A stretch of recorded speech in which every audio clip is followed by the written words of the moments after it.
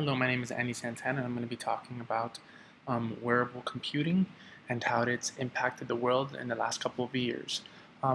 Wearable computing is actually a field that is actually very well growing right now, and something that's very popular, especially with many products out there that are showcasing wearable computing right now. So a lot of people ask, what is wearable computing?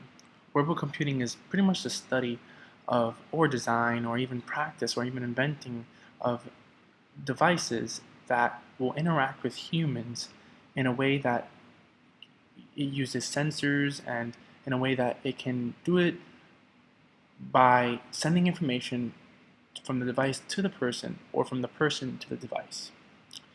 Normally that's done using either some sensory device similar to something inside of the Apple Watch, which can recognize your heartbeat if necessary. And most of these devices now are becoming extremely popular, especially in the fitness world. Things like Fitbit and even other designs like rings that actually can control gestures of other devices. So it's becoming a very popular field right now. Also, it's definitely important to know the difference between a wearable device and actually a portable device. Um, a wearable device is more of something that you put on and it transmits information either to itself or receives information from you, or you submit information to another location or another device that you might own. Now, a more portable device is something like your cell phone or your laptop, where you carry it and you can input information and get an output of information as well. The difference between the two is that one is done consciously, the other one's done subconsciously. So one you do without really having to really do anything, and the other one you do by actually doing something and participating in the action of making sure that information gets transmitted and received. Now, what would wearable technology actually work? How would it work? Wearable technology actually uses many different wireless protocols that are available right now today. One of the biggest challenges of these technologies is just power consumption and also the cost. The three standard wearable computing technologies for networking purposes or to actually transmit information are Wi-Fi, Bluetooth, and something called body area network. Basically, what body area network is that it kind of makes you kind of a gateway. You have a gateway, and all your devices go ahead and call back to this gateway in which you are able to save or even transmit information for storage purposes or knowledge purposes. Other technologies like Wi-Fi and Bluetooth do the same. They transmit information, usually to a personal server or a personal device that you might have, which can then transmit to a network and then to the internet and to the appropriate locations or places that you might need. For example, right now, the Nike Fuel Band, you go ahead and it takes your steps and then it transmits that information over to your Nike account, which you find on the internet, and keeps track of your steps and the movement that you're making. This is very important to actually be able to implement these type of technologies, because without them, wearable technology really won't work. You need to be able to have this communication and this process be guided through some type of communication technology.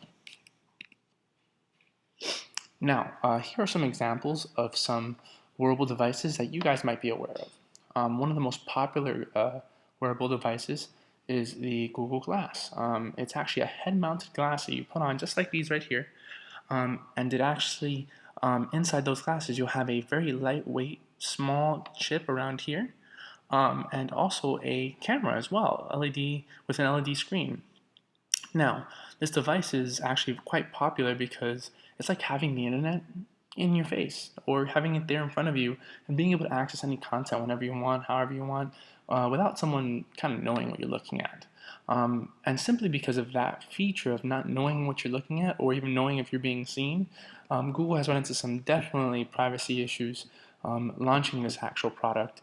Because of its ability to record surrounding areas without needing consent of someone, it puts them in a very problematic situation where someone can be recorded and without their consent they don't want to be recorded and things of that nature, and can definitely cause some definite privacy issues.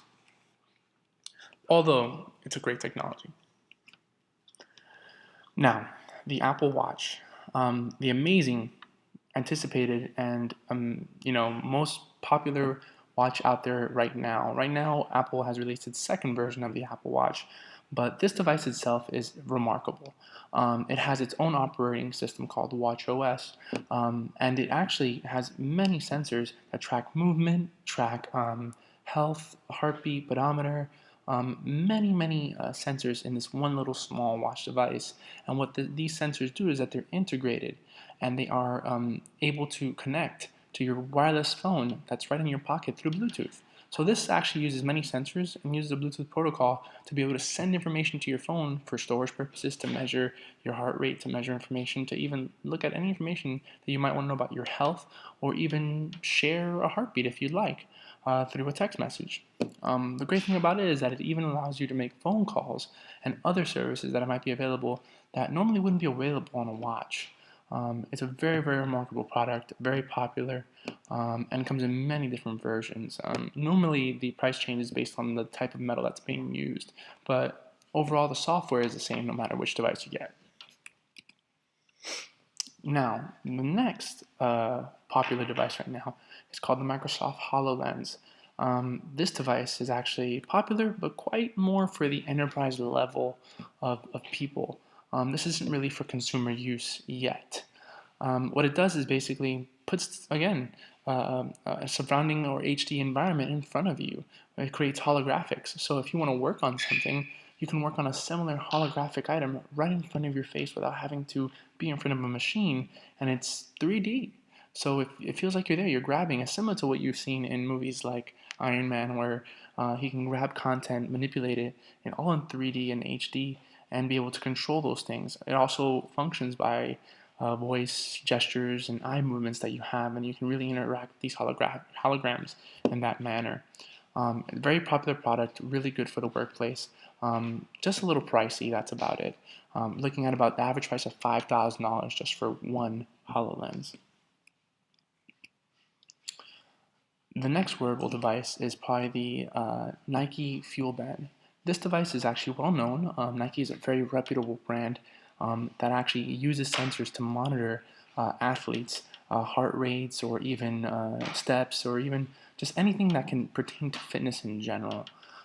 Nike has developed something called the Fuel Band that that's great for monitoring steps and actually creating goals, and even creating a community of competitivism with other friends and other family members. Basically, what it has is a pedometer.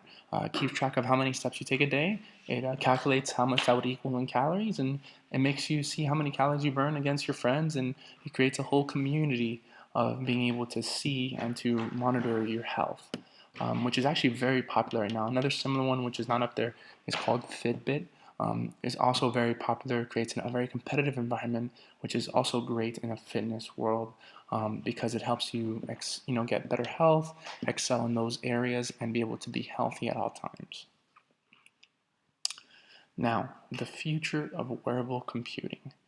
Now, the future of computing is something that is just imagining like everything being available to you at any time, any place, anywhere, not having to be in front of a physical computer or a mobile device, which is great.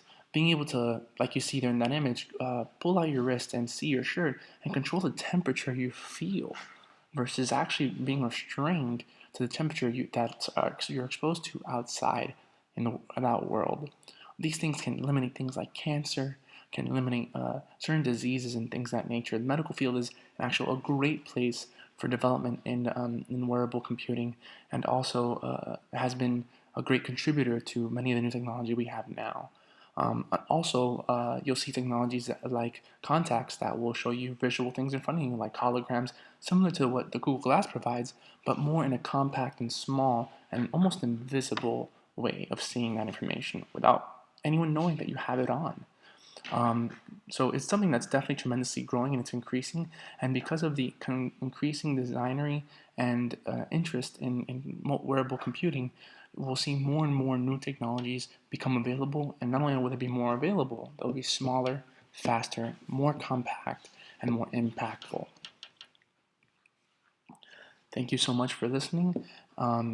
again, wearable technology is the next big thing, and it's something that for sure will impact a lot of people in the world and is great to know about. Thank you.